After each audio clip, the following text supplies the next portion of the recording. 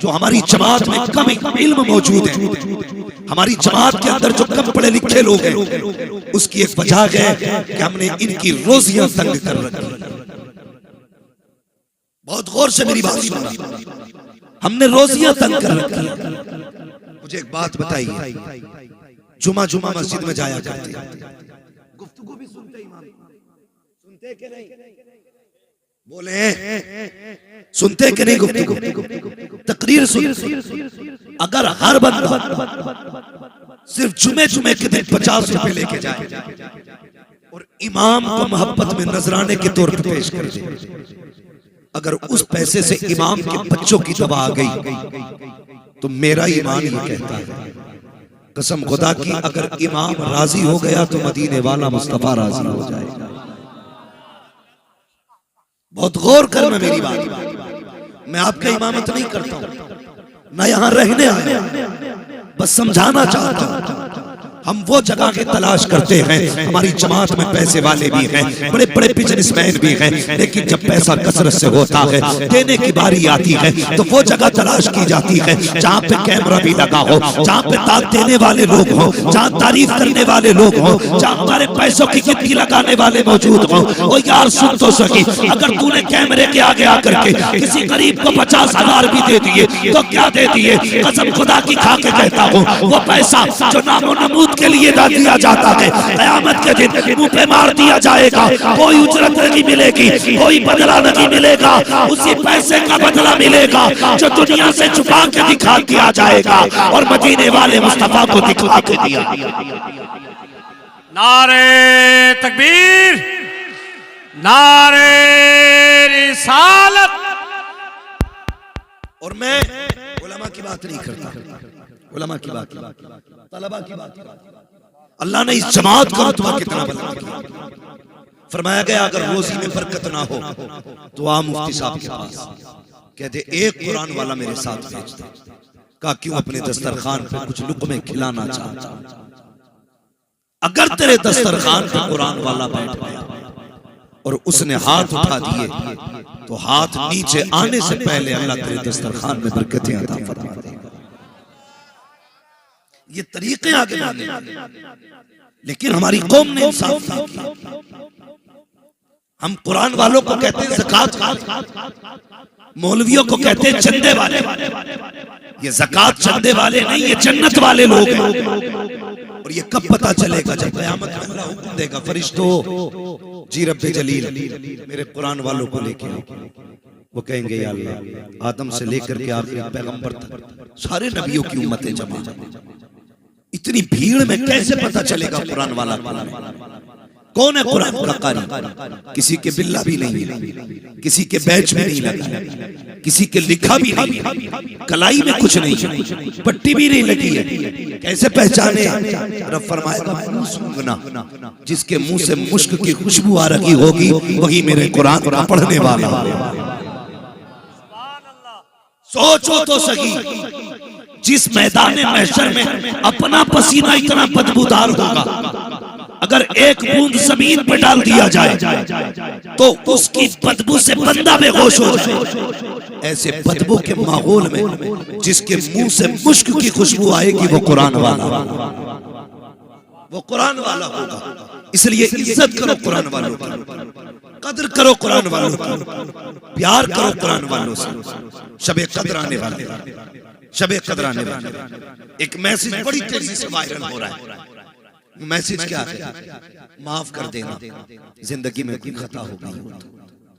चल रहा है ना, लोग मांग रहे हैं ना माफी। हैरत की बात है, जो बंदा दुनिया से माफी मांग रहा है उसने अपने घर में अपने बाप से माफी नहीं मांगी। उसका भाई उससे घर में नाराज है और ये सोशल मीडिया पे छोड़ रहा है। माफ कर देना कभी दिल दुखा जिससे कभी वास्ता न पड़ा, उसके आगे गिड़गिड़ा रहा है। और जिस बाप ने तुझे लुक में करके खिलाया, जिसने तुझे नजर बड़ा किया, जिसने पलक पलक तेरी परवरिश की, उस बाप से माफी मांगने की फुर्सत क्या करोगे? ऐसे मैसेज डाल करके जिसमें तुम जमाने में तो अपनी शराफत दिखाओ और अपने बाप से माफी मांगने की फुर्सत। अपनी माँ से माफी मांगने की फुर्सत नहीं। हम सोशल मीडिया पे भी इसलिए मैसेज डालते हैं ताकि लोगों की नजर में हम पसंद हो जाए।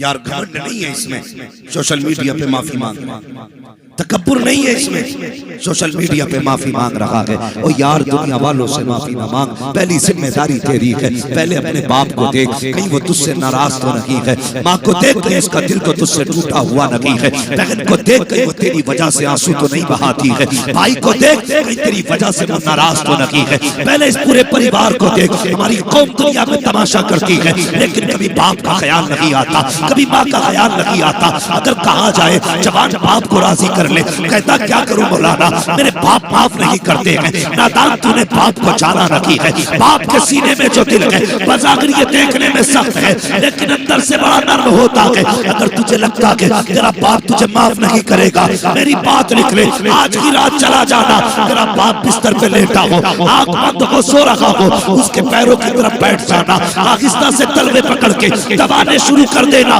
जब तू पैर छुएगा, तेरे छूने के एहसास से बाप उठ के बैठ जाएगा। जैसे उठेगा तुझे देखेगा, कहेगा क्या बात है बेटे, इतनी रात को क्यों बैठा है? कहना बा माफी लेने आया हूँ, ये तू जुमला कह देना। फिर आंखों में झांक के देखना, खता तेरी होगी, बाप रोता नजर आएगा, गलती तेरी होगी, आंख में उसके आंसू होंगे। आगे बढ़ के सीने से लगा के कहेगा, रखते जिगर तूने आने में देर कर दी है, मैं तो तेरे आने से पहले तुझे माफ कर चुका।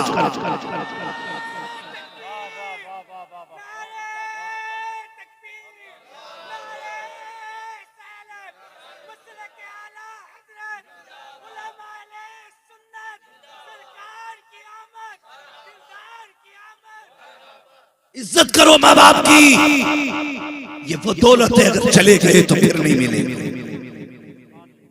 फिर नहीं मिलेंगे। आज ये है तो तेरा पास मिलने का वक्त नहीं, आज ये है तो तेरे पास इनके पास बैठने का वक्त नहीं। कल जब ये नहीं होंगे याद आएगी तो इनसे मिलने के लिए कब्रिस्तान जाना पड़ेगा। आज ये बोलते हैं तू नहीं बोलता, कल तू बोलेगा ये नहीं बोलेगा। तरस जाएंगे तेरे कान इनकी आवाज सुनने के लिए। रोगे यार कहाँ गई वो दौलत। मेरा जवानों मेरे बच्चों मेरी बात गौर से सुनना। आज रात के 12 बजे घर में आते हो, बाप कहता है इतनी रात को कहाँ था? तो कहता मैं कोई बच्चा नहीं हूँ, मुझे रोकने की जरूरत नहीं है। अगर तू 3 बजे आए, तेरा बाप तुझे टोक देता है इतनी रात तक आया न रहा कर, तो तू अकड़ जाता अपने बाप पे। कसम खुदा की ये आवाज तेरे लिए अजाब नहीं है, ये खुदा की रहमत है। रहमत है ये आवाज। कल जब ये आवाज बंद होगी और तू 3 बजे आएगा, कोई तुझे टोकने वाला नहीं होगा, कोई रोकने वाला नहीं होगा। तब तेरी कान तलाश करेंगे उस आवाज को जो रात के 3 बजे आया करती थी और तुझसे कोई पूछा करता था बेटे इतनी रात तक कहाँ था?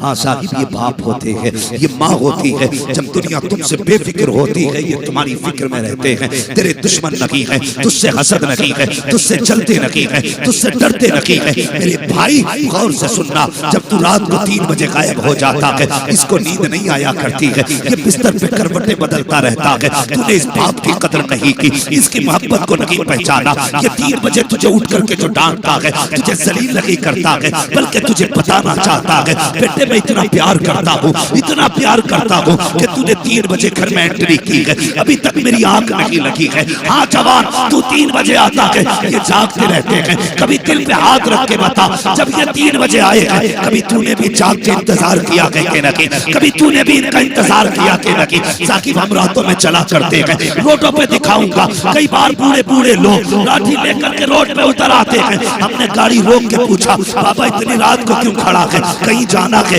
या सवारी का इंतजार है? वो कहता नहीं नहीं बेटे तू जा, मैं किसी काम से खड़ा हूँ। बाबा बता तो सकी काम क्या है? तो वो कहता है बेटा काम से गया था, अभी पलट के नहीं आया है, रोज शाम को आ जाता था, अभी तक नहीं आया, इसलिए राह पे निकल के आ गया हूँ ताकि बेटे का जल्द अज जल्द पता चल जाए। वो मेरे भाई नसीब वाला है जो तेरी राहें तकने वाले मौजूद हैं, मुकद्दर वाला है जो तुझे प्यार करने वाले मौजूद हैं। इनके इंतकाल के बाद चाय पी के बेटा कहने वाले 1000 मिलेंगे, पैसे लेके दुआएं देने वाले 1000 मिलेंगे, लेकिन याद रख जो बिना लालच के रातों को उठ उठ करके तुझे दुआएं देता है वो तेरे माँ बाप के सिवा दुनिया में कोई दूसरा नहीं।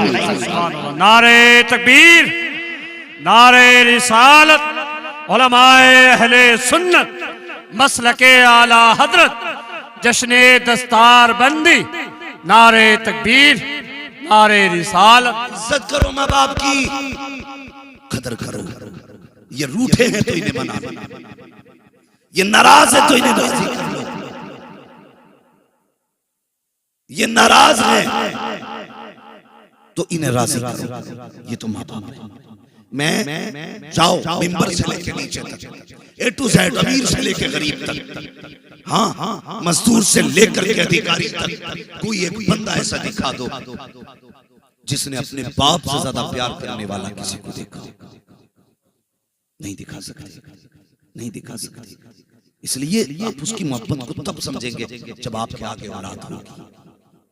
उन्होंने आपकी फीस भरने में, आपके कोर्सेज के लिए ओवर टाइम ड्यूटियां करके तुम्हारी कोर्स और तुम्हारी फीस जमा की, तब जाके तुम्हारी जेब में कलम लगा, तब जाकर के लोगों ने तुम्हें सल्यूट और सलाम किया। वरना अगर वो बचपन में तेरा हाथ छोड़ देते ना तो कोई तुझे मुंह लगाने वाला नसीब नहीं होता। कलम तो बड़ी बात है, कोई मुंह लगाने वाला नसीब नहीं होता। आज सोशल मीडिया पे मैसेज डालते रहते हो, घर में बूढ़े माँ बाप रोते रहते हैं। क्या नतीजा ऐसे मैसेजों से, क्या फायदा ऐसी माफियों से? तूने यारों से बात करने के लिए 250 का रिचार्ज कराया, वो बाप को 10 रुपए की दवा ना दिला सका। जब घर से निकलते हो तो मुंह होता गुलाब जैसा, बूढ़े माँ बाप से मिलते हो तो कुत्ते जैसी शक्ल बना लेते हो। इतना बोझ है बाप का लहजा। जाओ जाकर के देखो, जो लाइन सवारते हुए मरा वो किसी का बाप, जो ठेला ढोते हुए मर गया वो भी किसी का बाप था, जिसे गाड़ी ने मजदूरी करते वक्त रोड पे कुचल डाला वो भी किसी का बाप था। कौन सी चीज थी जो इसे रोड पे ले आई? सिर्फ एक पेट की बात होती तो अपना पेट तो कुत्ता भी पाल लेता। औलाद के लिए ये रोड पे आया, इसने जान दे दी। मैं एक ऐसे शायर को जानता हूँ यार, जिनके मुंह पे कैंसर हुआ, मुंह में कैंसर हुआ, पूरा गाल कट गया। औलाद के लिए बाप की कुर्बानी देके हुजूर की नात पढ़ते थे तो नात पढ़ते पढ़ते खून आ जाता था, कपड़ा लगा के नात पढ़ते थे। किसी ने कहा हज़रत इतनी मेहनत किस लिए? तो बाप होता है। वो कहते थे मैं कुछ दिन का मेहमान हूं, मैं कुछ दिन का मेहमान हूं, चाहता हूं अपनी जिंदगी में औलाद के लिए कुछ कर जाऊं।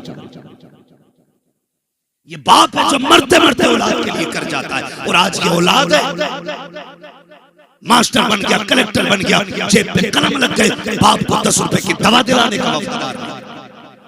और हम कहें गौस का दामन नहीं छोड़ेंगे और फलां का दामन नहीं छोड़ेंगे। पकड़ा कब तूने? गौस का दामन उसके हाथ में है जिसके हाथ में बाप का दामन। गौस का दामन उसके हाथ में है जिसके हाथ में माँ का आंचल।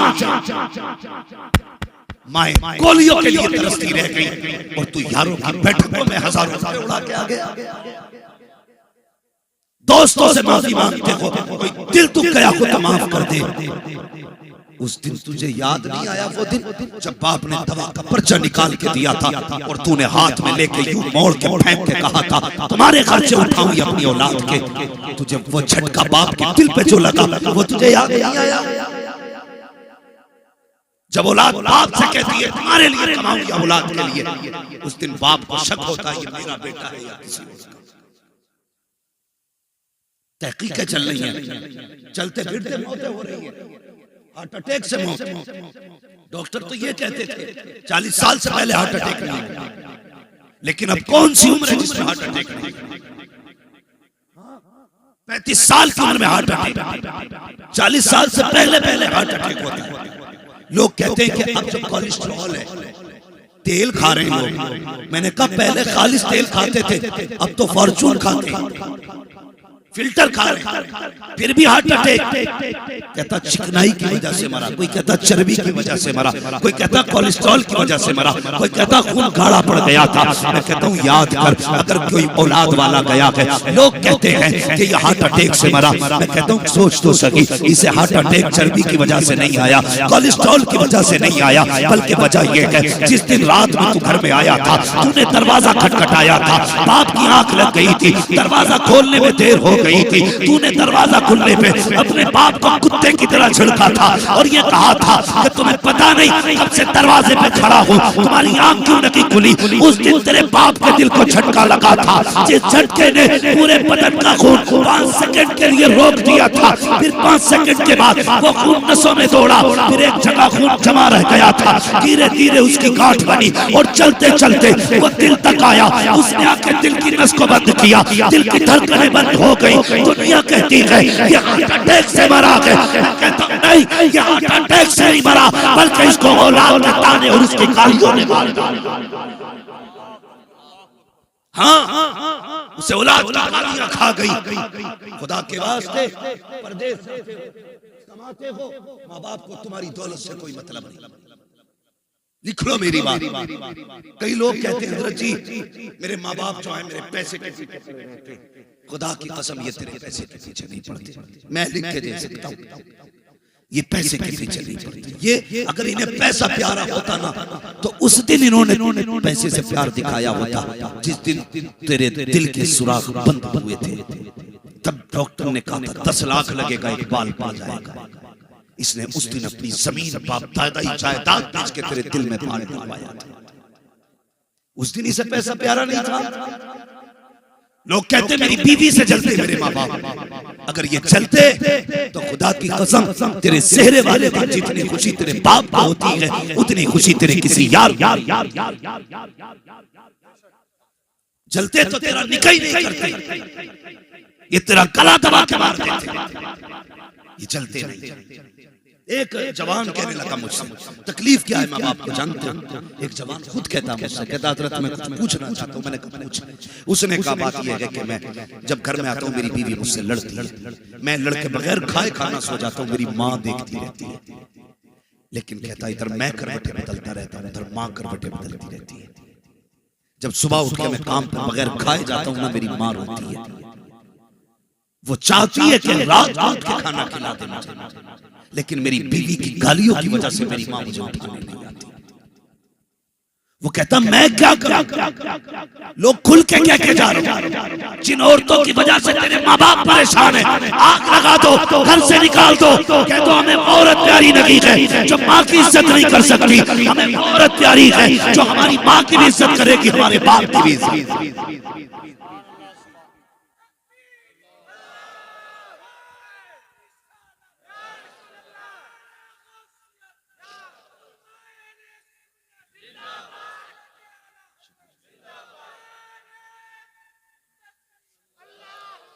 माँ क्या होती है मेरे हुजूर की ज़ौजा उम्मुल मोमिनीन हज़रत खदीजतुल कुबरा रज़ियल्लाहु ताला अन्हा। ये कौन है, ये कौन है? कायनात पे इस्लाम का एहसान है, लेकिन ये वो खातून है जिनका इस्लाम का एहसान, जिनको मेरे हुजूर ने मोहसिन इस्लाम फरमाया। मेरी खदीजा वो है जिसका इस्लाम का एहसान है। मैं उन औरतों की बात नहीं करता जिनकी रात भी सीरियल के आगे गुजरती हो, जिनका दिन भी टीवी के आगे गुजरता हो। मैं उस माँ की बात करता हूँ जिसने इस्लाम पे एहसान किया। जब हुजूर के निकाह में आई थी तो आपके कपड़ों में सोने के तार पड़े हुए थे, लेकिन जब दुनिया से जाने का वक्त आया था तो आपके कपड़ों में 16 पैबंद लगे हुए थे। वो खातून जिसको मलका अरब कहा जाता था, उसने सारी दौलत इस्लाम के लिए लुटा दी। वो खातून एक दिन ना हुजूर की रिजाई अम्मी, सगी अम्मी नहीं, रिजाई माँ, वो माँ नहीं जिसने पैदा किया, वो माँ जिसने दूध पिलाया। हुजूर के घर आ गई, उम्र 60 साल, हजरत हलीमा सादिया आई ना तो हजरत खदीजतुल कुबरा की दौड़े लग गई, कभी इधर से उधर कभी उधर से उधर, हाथ बांध के खड़ी हो गई। मेरे हुजूर ने फरमाया खदीजा बैठती क्यों नहीं? बैठती क्यों नहीं हूं, ये पूछा हुजूर ने। उम्मुल मोमिनीन हज़रत खदीजा कहती हैं, या रसूल अल्लाह, आपकी माँ आई है। आपकी, जोर से बोले, आपकी बीवियों से डरते हैं? झूठ मत बोलो, डरते तो सभी होंगे, मगर मेरी बात क्या कहती है खदीजतुल कुबरा? हुजूर, आपकी माँ आई है, मैं इसलिए खड़ी हूं कहीं ऐसा ना हो हजरत हलीमा पानी का हुक्म दें और मुझे उठने में देर हो जाए। इस डर से खदीजा बैठी नहीं कि हजरत हलीमा के हुक्म पे उठने में देर ना हो जाए। ये सास का, आज तो अगर माँ बेटे को आवाज दे, बेटा उठ के जाए, कहां जा रहे हो, इसकी तो आदत है टटराने की, ये तो भौंकती रहती है। मेरी बहन, मेरी बेटी, जिसके कदमों में तेरी जन्नत है ना, इसकी जन्नत तेरी सास के कदम पर, ये याद रख, इसकी जन्नत तेरी सास के कदम के नीचे। तो माँ को दुख रहता है बेटे की सेहत का, उसे दुख रहता है बेटे की जिंदगी का। बेटों की भी जिम्मेदारी है वो माँ बाप को राजी करें। ऐसी रात आने वाली है जिस रात में अल्लाह बनु कल्ब की बकरियों की तादाद की बालों की मिकदार में गुनाहगारों की मग़फ़िरत फरमाए। मगर याद रखिए, माँ बाप के नाफरमान इस रात में भी नहीं बख्शे जाएंगे। कुछ भी हो, कुछ भी कर लो, माँ बाप नाराज है तो बख्शिश नहीं होती। पहले माँ बाप को राजी करो, उसके बाद अल्लाह तुमसे राजी, उसके बाद अल्लाह तुमसे राजी। आएगी इबादत की रात, लोग एक दूसरे से कहेंगे आज रात भर जागना, इसलिए कह रहा था कि मेरे जागने का लिए गवाह हो जाए। हाँ, हमारे कई सारे नौजवान गाड़ी का यूं एक्सीलेटर खींचेंगे, इलाके का कोई कब्रिस्तान नहीं जहां चक्कर न मार के आए। क्या मतलब है रत जगह का? यही कि हुर हुर करनी है पूरी रात, एक रकात नहीं पड़ी, टंकी फुल कराई, एक्सीलेटर खींचे जा रहे। क्यों? कि जाना चाहिए मज़ारों। कभी ये भी सोचा क्यों जाना चाहिए? सिर्फ चक्कर लगाने का हुक्म इसलिए कि जाओ कब्रों को देखो और अपनी मौत याद करो, इसलिए कब्रिस्तान जाना चाहिए। कब्रिस्तान जाओ, अपनी मौत याद करो और फिर रो रब के आगे मालिक वो भी दिन आना है, एक दिन मैं भी मनो मिट्टी नीचे आऊंगा, लोग मुझे भी दफना के पलट जाएंगे, अपना भी कोई कब्र पे नहीं रहेगा, अंधेरा होगा। अगर तेरे महबूब ने चेहरा मेरी तरफ न किया तो क्या बनेगा? हाँ, लहद में इश्क़ रुखे शह का दाग लेके चले, अंधेरी रात सुनी थी चराग लेके चले। कोई कब्र की तैयारी करे यार, कब्र की तैयारी करे। कोई सच्चा यार नहीं है कब्र का। वो लोग जो कहते हैं ना तेरे बगैर चौराहे पे दिल नहीं लगता, उस वक्त तक चाय अच्छी नहीं लगती जब तक तू दस्तरखान पे ना हो। जो कहते थे तेरे साथ जिएंगे, तेरे साथ मरेंगे, तेरी मौत आने की देर है, कोई तेरे कपड़े उतारने तैयार नहीं होगा। जो तेरे गले मिलते थे ना, वो तुझे हाथ लगाने तैयार नहीं होगा। हाथ लगाने, तेरे उतारे हुए कपड़ों को छूने से डरेंगे। जो तेरे साथ खाते थे, जो तेरा झूठा खा लेते थे, तुझे गुस्ल के लिए हाथ लगाने नहीं आएंगे। तलाश किया जाता है, कहां है जो 500 रुपए लेके मैयत में हिलाएगा? कहां है 1000 रुपए लेके इसकी कब्र खोदी जाए? कहां है वो जो इसके कपड़ों को कफन में तब्दील करे? इनकी यारी जो मरने के बाद तुझे छू नहीं सकते, इनकी यारी जो कब्र में रख के पलट नहीं सकते। तेरी कब्र में जाने की देर है, सारे तेरी बिरयानी पर टूट प्लेटों के लिए लड़ जाएंगे, तेरी बिरयानी में बैठे होंगे, भूल जाएंगे किसे डाल के आए हैं गड्ढे में, किसे दफन किया है कब्र में। जब सारे रिश्ते साथ छोड़ जाते हैं तब मदीने वाले मुस्तफा का रिश्ता, तब हुजूर का रिश्ता काम आता है। यारी लगा उनसे यार, कसम खुदा की ये यार यहाँ तक निभाते हैं, मदीने वाले जब यारी करते हैं तो वहां तक सुभान अल्लाह, वहां तक निभाया करते हैं। हुजूर से इश्क करो जवान, हुजूर से वफा करो। किसी से दोस्ती भी होगी तो मुस्तफा की, दुश्मनी भी होगी तो मुस्तफा की। और याद रखिए, जो अपने आप को मुस्तफा और खुदा के हवाले कर देते हैं, ज़माना उनके हवाले हो जाया करता है। सच्ची बात बताओ, पैसा बहुत है, दौलत बहुत है, लेकिन हम रब को राजी नहीं कर पाया। जबकि अमीरों के लिए सबसे आसान है अल्लाह को राजी करना। गरीब का बेचारा चिल्ले करेगा, कई कई महीने एहतिकाफ करेगा, तब जाके रब की दोस्ती मिलेगी। और अमीर जितनी जल्दी चाहिए उतनी जल्दी रब को दोस्त बना सकता है। आप कहें कैसे? फरमाया गया सखी अल्लाह का दोस्त होता है। सखी, सुभान अल्लाह का दोस्त होता है। खुदा ने तुम्हें पैसा दिया, उसकी राह में खर्च करो, उसकी रजा के लिए। फिर देखो रब तुम पे कितना मेहरबान होता है। रब कितना मेहरबान होता है। एक बादशाह था, बड़ा सखी, बड़ा बादशाह था। उसने सखावत शुरू कर दी। उसकी कसरते खर्च से, उसकी सखावत से रब उसके करीब और वो रब के करीब। फिर जब बंदा रब के करीब होता है ना, तो अल्लाह सारे पर्दे हटा देता है। फिर वो रब के नूर से देख रहा है। नीचे आंख डाल दे तो तहत सरा तक देखता है, यूं नजर उठा दे तो अर्श मुअल्ला तक देख लेता है। ये रब की कुर्बतों का नतीजा, ये उसकी दोस्ती का नतीजा। अल्लाह अकबर। तो जब वो दोस्त हुआ ना, तो बीमार हो गया, बीमारी उसे लग गई। उसने ऐलान किया, था बड़ा सही, ऐलान कर दिया जो मेरे मर्ज की दवा लाएगा मैं उसे पैसे दूं। तो लालची दुनिया, ठीक है जी, लाइन लग गई लोगों की, पुड़ियां बनाते कहते बादशाह तेरी दवा है, और बादशाह उसे पैसे दे देता। पूरे शहर का तरीका ये हो गया, चूल्हे चलने लगे, पत्ता तोड़ते पुड़िया में लपेटिए, बादशाह तेरी दवा लाए। बादशाह भी बड़ा होशियार, क्योंकि वली बन चुका था। पुड़िया खोलता और पूछता, बता तुझ में शिफा है? पुड़िया कह देते, नहीं बादशाह, मुझ में शिफा नहीं, मुझ में शिफा नहीं है। वो जानता था, वो पुड़िया कह देती, मुझे तो फला पेड़ से तोड़ के ले आया, मैं तो कोई दवा नहीं था। वो कहता, इस अलमारी में रख दो और इसे पैसे दे दो। इत्तेफाक से ना उसी गांव में एक माँ थी और एक बेटा था, मगर जानते हो थे दोनों तहज्जुद गुजार। बेटा कहने लगा, माँ कई दिन हो गए फाके करते करते, मुझे भी इजाजत दे, पुड़िया मैं भी ले जाऊं, घर का कुछ खर्च चल जाए। मैंने कहा, नहीं बेटे, मैंने तुझे हलाल के हुक्म से जवान किया, हराम का आज तक लुक़मा नहीं पड़ने दिया। यही वजह है पूरी रात तू रब के आगे खड़ा, हलाल हुक्मों की बदौलत है जो तू सजदे करता है। बेटे ना, आज हलाल हराम का लुक़मा खा के अपनी रोजी कर। बेटे ने इसरार किया, माँ फिर कब तक ऐसी गरीबी झेलते रहेंगे?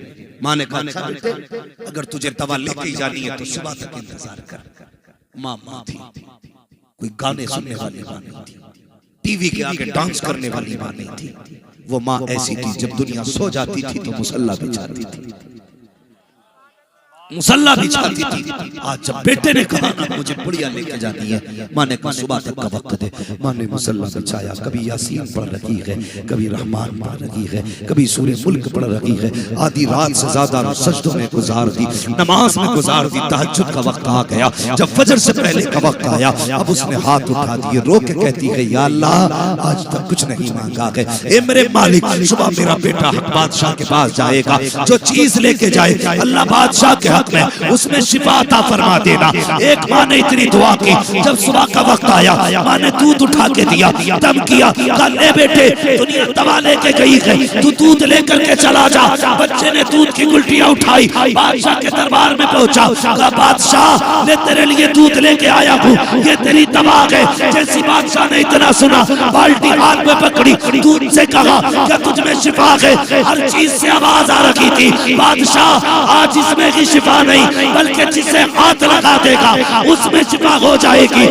इसलिए आज एक माँ ने मुसल्ला बिछा करके रब से तेरे लिए शिफा की भीख मांगी। नारे तकबीर। शुक्रिया, शुक्रिया।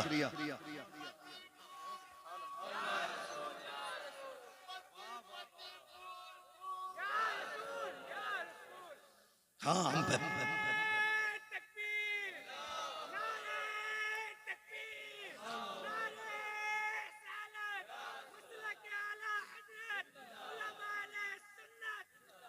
नियतों में खुलूस नहीं रहेंगे, हमारी खुलूस नहीं।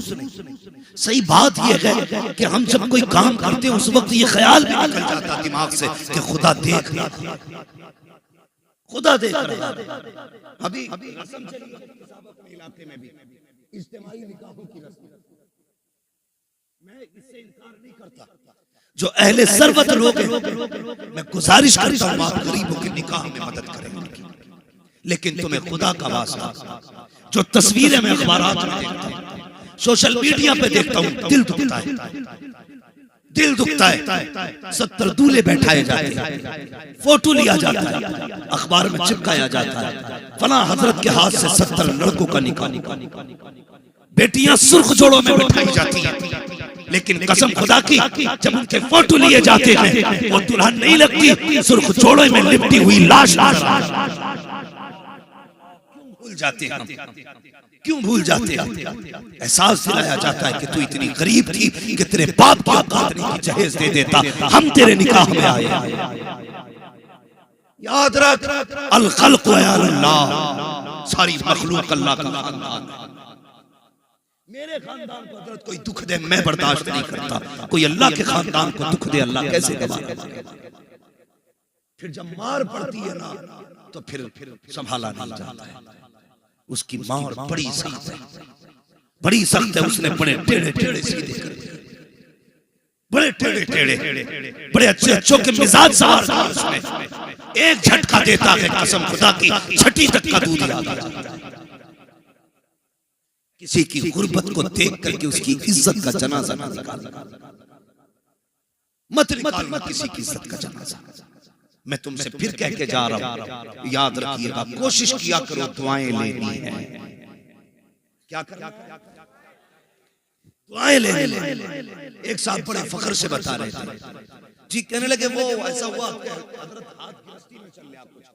मैंने कहा क्यों? कहने लगे वो बहन को भात दिया ना मैंने, इसलिए थोड़ी सी तंगी आ गई। मैंने कहा समझा नहीं।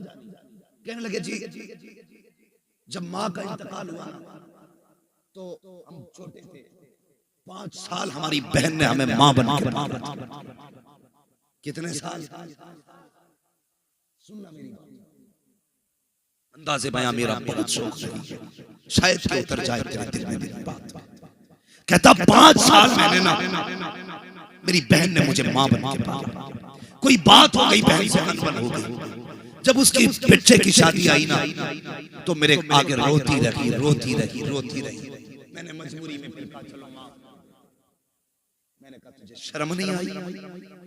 बहन रोती रही तब तूने मजबूरी में माफ किया, और तू नहीं जानता जब बहन रोती है तो अल्लाह का अर्श हिलने लगता है।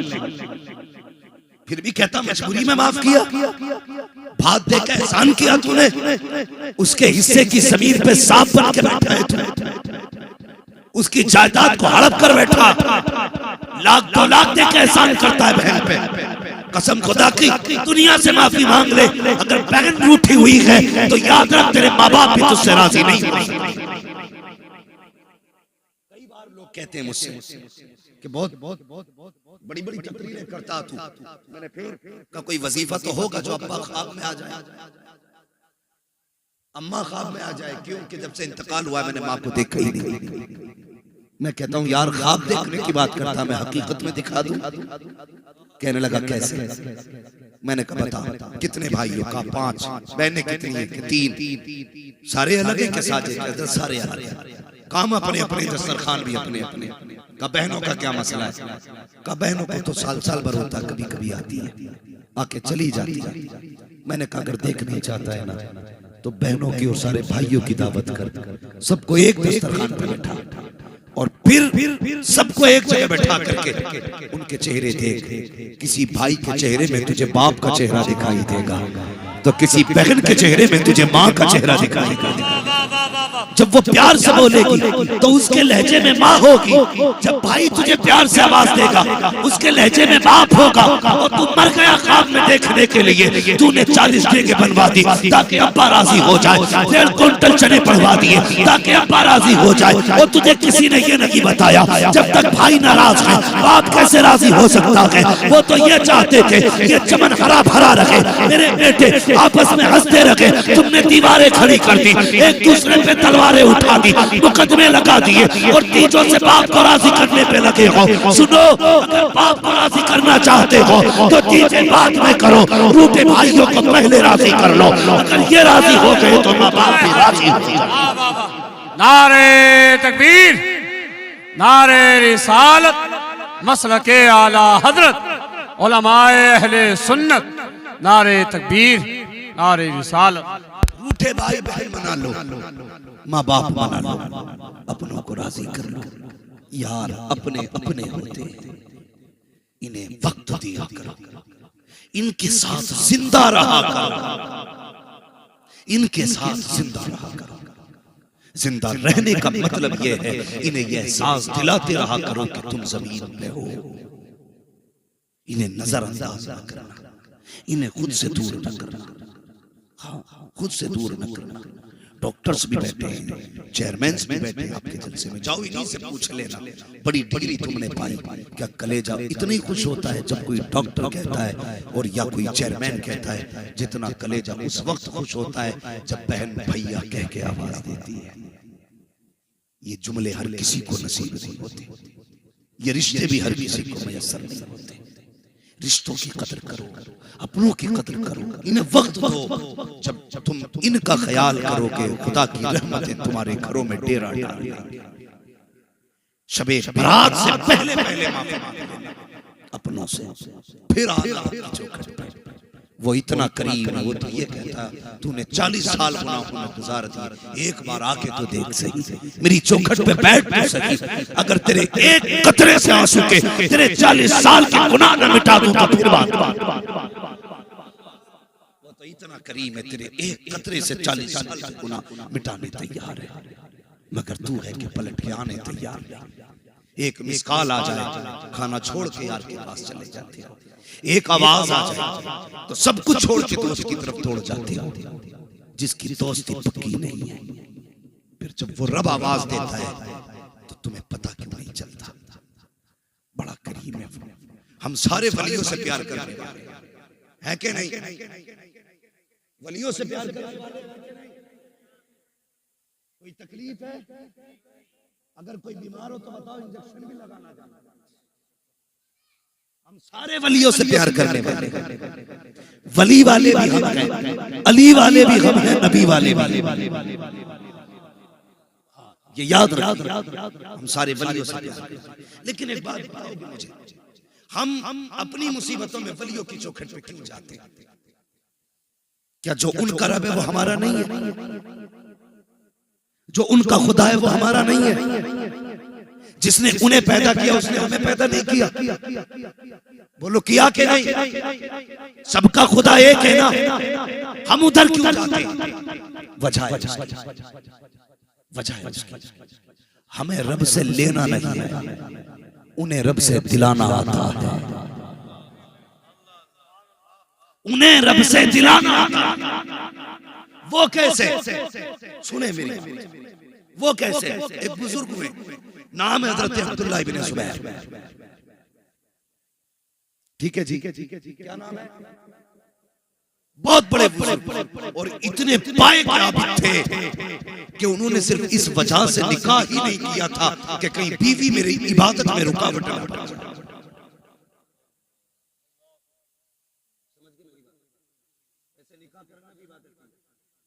एक भी इबादत, दूसरी इबादत, तीन भी इबादत, चार भी इबादत। अब तो राजी हो जाओ, अब तो चार इबादत बता दी, चार बीवी हम इबादत। लेकिन उन्होंने निकाह सिर्फ इसलिए नहीं किया कि रातों के क़याम में खलल, दिनों के रोजे में रुकावट, इसलिए पूरी जिंदगी निकाह नहीं किया। एक दिन पढ़ रहे थे हदीस, तो उसमें पढ़ा कि क़यामत के दिन अल्लाह हर मर्द का निकाह जन्नत में करेगा।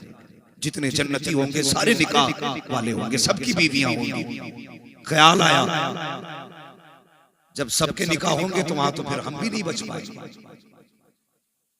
हमारा भी होना है निकाह। जाहिर है यही की औरत से निकाह होगा वहां पर।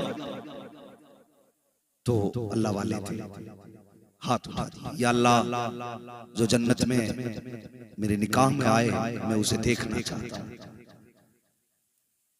पहली रात दुआ मांगी, कुछ नहीं। दूसरी रात दुआ मांगी, फिर भी कोई नतीजा नहीं। जब तीसरी रात दुआ मांगी ना तो ख्वाब देखा। ख्वाब में कोई कह रहा था, अब्दुल्ला मैं तू पूछना चाह रहा था ना कि मेरी जन्नत में बीवी कौन बनेगी, तो उसने कहा मैं मैमूना वलीद हूं, मैं बसरा की रहने वाली हूं। आंख खुली ना, सुबह सफर किया, बसरा पहुंचे। लोगों से कहा, लोगों ये मैमूना कहां मिलेगी? जैसी हजरत ने इतना कहा मैमूना कहां मिलेगी, आपकी विलायत के भी चर्चे थे और तकवे के भी चर्चे थे। लोग कहने लगे आप मैमूना को पूछ रहे? कहा क्यों? कहा वो तो पागल है, वो तो पागल है। कहा क्यों? कहते जब वो लोग हंसते तो वो रोती है और लोग रोते तो वो हंसती है, इस वजह से बच्चे उसको पत्थर मारते। फरमाने लगे वो कुछ भी है, बताओ कहां मिलेगी? लोग कहने लगे हजरत वो हमारी बकरियां लेके जाती है, रोज बकरियां चराती है, असर के वक्त वापस आ जाए। आपने फरमाया वक्त कम है, मुझे बताओ है कहां? कहने लगे पता नहीं, इस तरफ जंगल में जाते। जब आप गए ना तो जहां कदम रखते थे वही सांप, जानवर, जहरीले बिच्छू। आप कहते मैं हैरत में था, मैमूना वलीद इतने जहरीले जानवरों के बीच में कैसे आ जाती है? कहते मैं जंगल पार करके जब बीच जंगल में पहुंचा, कहते मेरी हैरत की इंतहा न रही कि मैंने देखा मैमूना वलीद मुसल्ले पे खड़ी है और उसकी बकरियों की रखवाली शेर कर रही है। समझ गए बात? उसकी बकरियों की शेर कर। कहते मैं कभी बकरियां देखता, कभी मुसल्ला देखता। मैं बकरियों को देख रहा हूं, बकरी आदत होती है रेवड़ छोड़ के भागने की। कहते बकरी भाग जाती, शेर जाता कान पकड़ता, लाकर रेवड़ में खड़ा कर देता, फिर कोई बकरी भागती, फिर जाके शेर पकड़ के लाता। कहते मैं हैरत से बकरियों को देख रहा था, मुझे पता न चला कब मैमूना ने नमाज मुकम्मल की, सलाम फेरा, अभी कोई गुफ्तगू नहीं हुई, मैंने नहीं देखा था मैमूना कोई तरफ, अभी मैं बकरियां देख रहा था, इतने में सलाम फेर देगी। मैमूना ने आवाज दे के कहा, ओ अब्दुल्ला बता तो सकी, मिलने का वादा तो जन्नत में किया गया था, तू यहाँ कैसे आ गया है? इतना सुनना था, हैरत की इंतहा न रखी। कहते मैमूना बता तो सकी, मैं कभी मिला नहीं, कभी आया नहीं, तुझे मेरा नाम किसने बता दिया है? मैमूना कहती है, ओ अब्दुल्ला सुन, जिसने तुझको मेरा नाम बताया है उसी रब ने मुझको तेरा नाम भी बता दिया। है नारे तकबीर, नारे रिसालत, मसलके आला हजरत मुफ्ती हम्माद साहब क़िबला, नारे तकबीर, जश्ने दस्तारबंदी। जिस बात के लिए मैंने पूरा वाक़या कोड किया है वो आगे आपने फरमाया। अच्छा फरमाने लगे मैमूना एक बात समझ में नहीं आई। कहा क्या? कहा ये शेर है, ये बकरियां, इनकी आदत तो इनको खाना है, ये शेरों ने तेरी बकरियों से दोस्ती कब से कर ली? ये सवाल था। मैं देख रहा हूं बकरी भागती है, कान पकड़ लाते, दांत तक नहीं लगता, इनको तो खा जाना चाहिए, ये दोस्ती कब से हो गई? मुस्कुरा के कहने लगे अब्दुल्ला जब से मैंने रब से दोस्ती कर ली है, बकरियों ने मेरी शेरों से दोस्ती कर ली। ये हैं अल्लाह वाले, ये अल्लाह वाले जब रब के बहुत करीब होते तो जो हम नहीं ले पाते ये वो दिला देते। इसलिए अल्लाह वालों की चौकी और रब के बंदों अल्लाह से तौबा करो, अपने गुनाहों से अल्लाह को राजी करो। शब बारात आ रही है, इसमें हलवे इसलिए बनते थे हल्की ग़िज़ा खाएं, देर तक खड़े रहें। अब तो इतने मेवे पड़ जाते हैं इसमें कि आदमी खा के बिस्तर खान से उठ ही नहीं, खाई इतना लेता। कंपटीशन चला, मेरे घर भी आना खाने, काजू बादाम किशमिश अखरोट पिस्ता की चीजें लगा दी है, खाइए साहब कैसा लग रहा है, आपकी बेटी ने बनाया, खाइए कैसा साहब लग रहा है। वो साहब खाते भी जा रहे हैं, तारीफ करते जा रहे हैं। आज ये गधों की तरह खाने की रात नहीं है, आज ये कम खा करके रब को मनाने की रात। समझ गए क्यों हलवे बनते हैं? ताकि कम खाएं और अपने रब को मनाएं, अपने गुनाहों से तौबा करें। ये रात हर किसी को नसीब होगी। शायद जो इस साल में आइंदा साल, जो आइंदा साल वो आइंदा साल, जो गुज़श्ता साल थे वो अब नहीं। ये रात मुकद्दर से मिली है तो रब को राजी करना है। और याद रखिएगा, जो पैसे वाले लोग हैं वो खैर की नीयत से पैसा लुटाया करें। इस काम पर अगर चाहते हैं कि सुन्नियत का काम हो, इबादतें अच्छी हो, तो ये ख्याल करना, एक वजीफा मेरा यही बात लेना, जुमे के दिन जाना, जिसकी जो हैसियत हो, जिसका जो भी इमाम हो, जो भी इमाम हो, मुट्ठी बंद करके दे देना, मुट्ठी बंद करके दे देना। जब उसके बच्चे खुश होकर दुआ करेंगे, खुदा की कसम हो सकता है वली की दुआ टाल दी जाए, लेकिन जरूरतमंद अगर तेरी वजह से राजी होकर हाथ उठाता है तो अल्लाह हाथ नीचे से आने से पहले उसका अजर दे दिया। करेंगे इंशाअल्लाह ये काम, जोर से बोलो, सारे वादा करो इंशाअल्लाह ये काम करेंगे। और उसके अलावा तीन दारों से प्यार करेंगे। ये इदारे हमारे लिए एक हिफाजत का, पनाह का और हमारे लिए एक ईमान का मजबूत किला है। ये आखिरी बात कहकर बात खत्म कर रहा हूं। अगर ये इदारे ना होते तो आज हमारे चेहरों पे दाढ़ियां नहीं होती, इदारे नहीं होते, मदरसे नहीं होते तो ये टोपियां नहीं होती, मदरसे नहीं होते तो हमारे बच्चों को कलमा करता। ये मदरसों का एहसान है कि हमारे बच्चों को कलमा करता है। ये मदरसों का एहसान है कि हमारे बच्चों को सजदा करता है। ये मदरसों का एहसान है हमें टोपियां उड़नी आती हैं। इसलिए जिम्मेदारी अमीरों की कि अपनी दौलतों के दरवाजे मदरसों के लिए खोलो। ऐलान करके मौलवियों से कह दो, मुफ्ती साहब तालीम देना तुम्हारा काम है, पैसे देना हमारा। इन्हें फ्री कर दो इस फिक्र से और लगो आगे, फिर मर के देखो। मैं तो दावे से कहता हूँ अल्लाह से तिजारत करो, फिर देखो अल्लाह कितना नवाजेगा। अल्लाह इतना नवाजेगा तेरी पुश्तों से नहीं समझा, लेकिन हम तिजारत नहीं करते। हजरत मूसा कलीमुल्लाह एक दिन गुजर के जा रहे तो आपका उम्मती कहने लगा आप कलीम हो, दूर पे जाओगे, कहा रब से मेरी तरफ से इतना कह देना कि या रब मैंने कभी जिंदगी में पेट भर के खाना नहीं खाया, जितनी मेरे हिस्से की हो ना इकट्ठी दे दे ताकि मैं जिंदगी में एक बार पेट भर के खा सकूं। हजरत मूसा गए दूर पे रब से अर्ज किया, अल्लाह तेरा बंदा है ऐसे ऐसे कहता है, कहा ठीक है मूसा हम दे देते हैं। रब ने जितनी जिंदगी भर की रोजी थी इकट्ठी दे दी, सारी दे दी। कुछ दिन गुजर गए, आप जब उसके दरवाजे से फिर गुजरे तो क्या देखते, पहले खुद भूखा रहता था, आज उसके दरवाजों पे भूखों की लाइन लगी, आते जा रहे खाते जा रहे। हैरत में आ गया, ये तो वो था जिसका पेट नहीं भरता था, आज इतनी लंबी लाइन। दूर पे गए, मालिक मामला क्या? रब ने फरमाया मूसा तूने मुझसे कहा था इकट्ठी दे दे, मैंने दे दी, इतनी थी कि उससे खाई, जो बची उसने ना गरीबों में तकसीम कर दी। मेरा वादा जो मुझे एक देगा मैं 10 दूंगा। उसने एक बाटी फिर मैंने 10 दे दी, कहा उसने फिर एक खाई 9 बार डाली, कहा फिर मैंने 9 की 90 दे दी, कहा फिर एक खाई 89 बार डाली, फिर मैंने 10 गुना बढ़ा दी, फिर 10 गुना बढ़ा दी। अल्लाह अकबर। रब कहता मूसा मैं जितना देता जा रहा हूँ ये उतना बांटता जा रहा है, जब तक ये बांटता रखेगा मैं इसको उससे ज्यादा देता रहूंगा।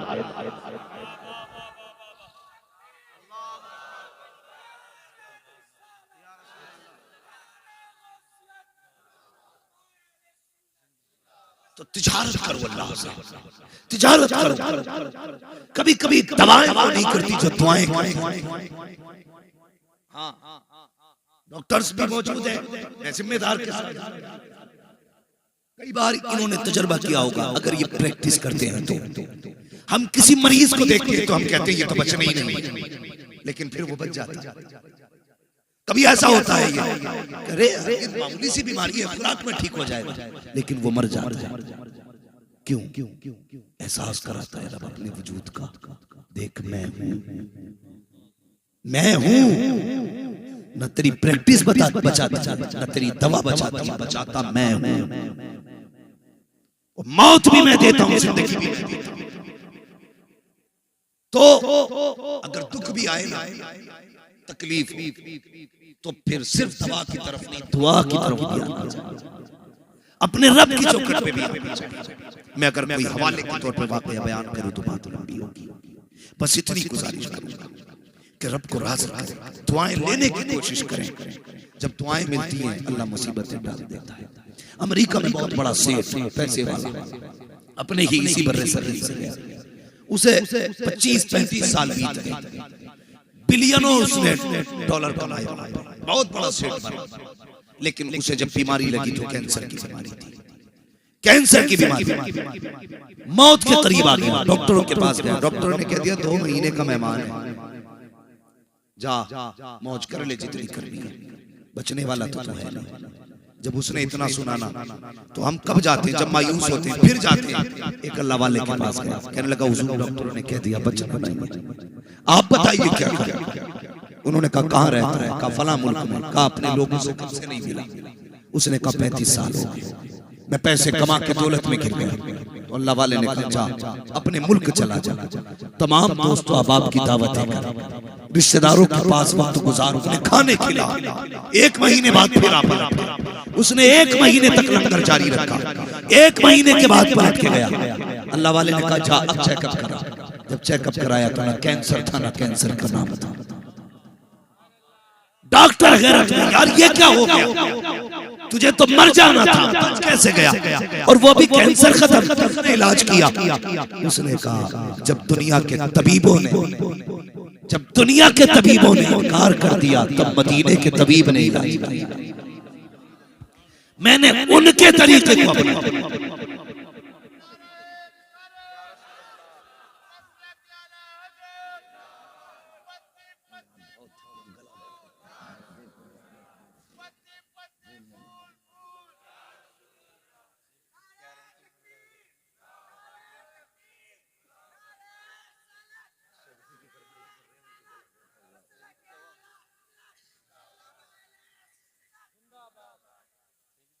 राजी करेंगे अल्लाह को, सारे बोलो इंशाअल्लाह।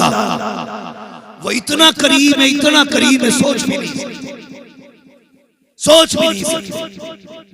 जो 70 माओं से ज्यादा प्यार करता, बता वो कितना प्यार करता। कभी पलट के देखा ही नहीं इसकी चौखट। वो तो ये कहता है सो रात को तेरी आंख खुल जाए और मेरी याद आ जाए, मत कर मुसल्ला बिछा, मत कर उधर ठंडी रात है। वो कहता है चल बिस्तर पे उठ के सीधा हो जा, उठ के ही बैठ जा। और बस इतना कहते मालिक बख्शने वाला, मैं गुनाहगार, तेरी चौखट के अलावा चौखट कहां है। इतना कह के तो देख बंदे मैं तेरे सारे गुनाह। हम कभी आवाज नहीं देते, आवाज आती हम तो माइल बकरम है, कोई साइल ही नहीं, राह दिखलाएं किसे रह रवे, मंजिल ही नहीं। आवाज आती है वो तो निहायत सस्ता सौदा, बेच रहे हैं जन्नत का, हम मुफलिस का मोल चुकाए अपना हाथ। अल्लाह से जन्नत ले लो, जीते जी जन्नत ले लो। बनी तुम्हारे लिए है यार, और किसके लिए? उसमें रखना किसे? सही बात तो ये फरिश्ते भी तुम्हारे लिए हैं, गिलमान भी तुम्हारे लिए, पूरे भी तुम्हारे लिए, बस शर्त है जन्नत को अपना लो। वो कैसे अपनाओगे? अल्लाह की रजा हासिल करने के बाद, अल्लाह को राजी करें। आने वाली रात जो आ रही है ना, सारे लोग कोशिश करेंगे कि अपने रब को मनाएंगे। जवानों एक्सीलेटर मत खींचना, तेल टंकियों में न भराना, कम खाना, मस्जिद में खड़े हो जाना और अपने रब को 2 आंसू गिरा के दिखा देना। कसम खुदा की वो इतना करीम है, पलक से आंसू नीचे नहीं आएगा, बख्शिश का परवाना पहले। हाँ जवानों, रब को जवानों की तौबा बड़ी प्यारी है, बड़ी प्यारी है। वो तौबा तो सबकी कबूल करता है, लेकिन जब जवान तौबा करता है तो कहता फरिश्तों देखो मेरा बंदा जवानी में मेरी चौखट में। वो फरिश्तों में बातें करता है तुम्हारी। इसलिए जवानों अपने गुनाहों से तौबा करो, रब के करीब हो, हुजूर का किरदार अपनाओ, तरीके मुस्तफा को अपनाओ। दूसरों को बाद में राजी करेंगे, अपने घर वालों को पहले राजी करेंगे। रूठी बहन को मनाएंगे, नाराज भाई को मनाएंगे, नाराज बाप को राजी करेंगे। अगर तुम इन्हें राजी ना कर सके तो कोई फायदा नहीं तुम्हारे चक्कर लगाने और तोड़ने से। फायदा तभी होगा जब तुम पहले अपनों को मनाओ, उसके बाद बाहर वालों को मनाओ। पहले जिनका हक है उन्हें राजी करें। कोशिश ये करें हलवा पेट भर के नहीं खाना है, बस इतना खाना है कि खड़े होकर अल्लाह की इबादत कर सके, तस्बीह पढ़ सके, सजदे कर सके, क़याम कर सके। फरमाया या अय्युहल्लज़ीना आमनू कू अनफुसकुम व अहलीकुम नारा, ऐ ईमान वालों अपने आप को अपने घर वालों को जहन्नम की आग से बचाओ। कोशिश करें अपने बच्चों को हुजूर की मोहब्बत सिखाएं, दीन सिखाएं, कुरान सिखाएं। कामयाब वो नहीं है जिसने अपने पीछे जायदाद छोड़ी है, बिजनेस छोड़ा है, अपने पीछे फैक्ट्रियां छोड़ी है, प्लाट छोड़े हैं, बिल्डिंगें छोड़ी हैं। कामयाब वो है जिसने अपने पीछे कुरान पढ़ने वाला छोड़ा। ये याद रखना, वो कामयाब है जिसने अपने पीछे कुरान पढ़ने वाला छोड़ा है। अगर आप ना पढ़ सके, बच्चे भी ना पढ़ सके, तो कम से कम कुरान पढ़ने वालों से मोहब्बत करनी शुरू कर दो, पढ़ाने वालों से मोहब्बत शुरू करो, इमामों से मोहब्बत शुरू करो, इनकी कदर किया करो, इज्जतें किया करो। क़यामत में जब ये जन्नत में जाएंगे तो अकेले नहीं जाएंगे, हाथ पकड़ के तुम्हें भी जन्नत में लेके जाएंगे। ये कहेंगे या अल्लाह, ये रिवायत भी मौजूद है भाई, हुक्म होगा जन्नत ही जन्नत की तरफ जाए। लाइन जन्नत में जा रही होगी ना, जब लाइन आ जाएगी हाफिज कुरान पे, ये रुक जाएगा। अल्लाह फरमाएगा फरिश्तों लाइन रुकी क्यों? फरिश्ते कहेंगे या अल्लाह एक हाफिज खड़ा है, आगे नहीं बढ़ता। फरमाएगा पूछ क्यों नहीं जाता? फरिश्ते कहेंगे तुम क्यों नहीं जाते? वो कहेगा अकेला नहीं जाता। फिर कहीं इसमें जो जहन्नम की लाइन लगी है ना, इसमें वो भी खड़ा है जिसने मुझे खाना खिलाया था, इसमें वो भी खड़ा है जिसने मुझे पानी पिलाया था, इसमें वो भी खड़ा है जिसने 150 मेरे हाथ में दिए थे। मालिक ऐसे नहीं जाना है, जब तक वो जन्नत में नहीं जाएगा मैं भी नहीं जाऊंगा। अल्लाह फरमाएगा अच्छा ये बात है, जा तेरी मर्जी है, जिसको चाहे हाथ पकड़ के जन्नत की तरफ लेके जाना। उस दिन पता चलेगा इनकी शान क्या है। इसलिए तलबा से प्यार करें, मदरसे से प्यार करें, अइम्मा की कदर करें, मदरसों की कदर करें, और कोशिश ये करें कि हम अपनी दौलत में दूसरों का भी हिस्सा रखें। इसलिए कि कभी कभी 10 लाख की दवा वो काम नहीं करती है जो 10 रुपए की दुआ काम कर जाया करती है। दुआएं हासिल करें लोगों की, दिल जोड़े तोड़ने का काम नहीं करना है, दिल जोड़ने का काम करना है। हाँ अलबत्ता जिसका अकीदा दुरुस्त नहीं है उससे कोई समझौता नहीं है। बस अकीदा दुरुस्त है तो सिर्फ एक ही मयार रहना चाहिए, उन्हें जाना उन्हें माना, न रखा गैर से काम। लिल्लाह की हम्द में दुनिया से मुसलमान गया, यही पैगाम मेरे मुर्शिद सरकार ताजुल शरिया का था। ओ लोगों कादरी कादरी कर, कादरी रब, कादरियों में उठा, कदर अब्दुल कुदरत नुमा के वास्ते। जब ये होगा तो नतीजा क्या होगा? मेरे मुर्शिद कहते हैं अख्तरे कादरी खुल्द में चल दिया, खुल्द वाहे हर कादरी की।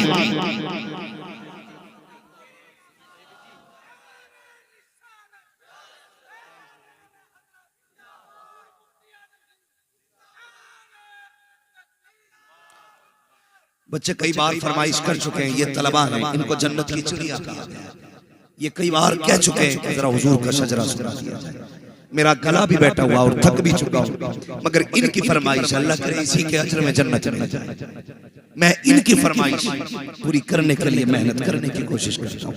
लेकिन गुजारिश है, मैंने आपसे नहीं कहा उठा के सुभान अल्लाह कहो, उठ के सुभान अल्लाह कहो, नहीं कहा ना बता। मैं अब चाहता हूं जब मैं शजरा पढ़ूं ना तो बस आपको सुभान अल्लाह कहना है, लेकिन कहना सारे लोगों को एक साथ ही जोर से कहना है। नतीजा क्या होगा? आप सुभान अल्लाह कहेंगे ना तो मुझे सांस मिल जाएगी, आपको सवाब मिल जाएगा। ठीक है जी, बात साफ अच्छी रहती है। आप सुभान अल्लाह कहेंगे, मैं बीच में सांस ले लूंगा तो आपको नेकियां मिल जाएंगी। अब जरा कह के दिखाएं कैसे कहना सुभान अल्लाह। जियो सलामत रहो। मुफ्ती साहब मजमा बड़ा अच्छा है, ऐसा लग रहा है माशाल्लाह जैसे महफिल शुरू हो रही है और आपकी मोहब्बतें बता रही है कि जैसे आज की महफिल मुस्तफा के मदीने जाने।